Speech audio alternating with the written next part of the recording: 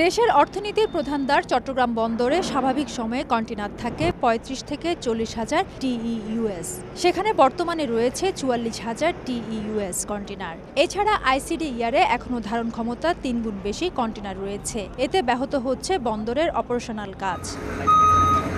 এমন পরিস্থিতিতে বুধবার চট্টগ্রাম বন্দরে পরিদর্শনে আসেন নৌ মন্ত্রণালয়ের সিনিয়র সচিব মোহাম্মদ মোস্তফা কামাল। এ সময় তিনি ইয়ার্ডগুলোতে কন্টেইনারের পরিস্থিতি এবং বন্দরের অপারেশনাল কার্যক্রম ঘুরে দেখেন। চট্টগ্রাম বন্দরকে ঘিরে চলমান উন্নয়ন প্রকল্প সহ মেগা প্রকল্পগুলো এগিয়ে নেওয়া হবে বলে জানান তিনি। এখানে যারা বিনিয়োগকারীরা আসবে পিপিপির আওতায় তারা বিনিয়োগ করবে, আমরা তাদের জন্য জায়গা দেব।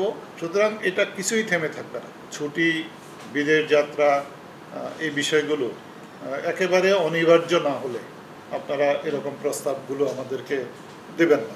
এদিকে চলমান পরিস্থিতিতে বন্দরের কন্টেইনার জটের জটিলতা আগামী ৭ থেকে ১০ দিনের মধ্যে কাটিয়ে ৪ জোড়া রেলের মাধ্যমে কন্টেইনার পরিবহন করা হবে বলে জানান বন্দর চেয়ারম্যান। আমরা চেষ্টা করছি যে পোর্টের অপারেশনটা দ্রুত এবং খুব কার্যকরীভাবে কিভাবে করা যায় সম্মিলিতভাবে, এবং ইতিমধ্যে কার্যক্রম আমরা শুরু করেছি। স্বাভাবিক সময়ে চট্টগ্রাম বন্দরে প্রতি মাসে প্রায় ৩ লাখের মতো কন্টেইনার হ্যান্ডেলিং করা হয়। ফেদুস লিপি, সময় সংবাদ, চট্টগ্রাম।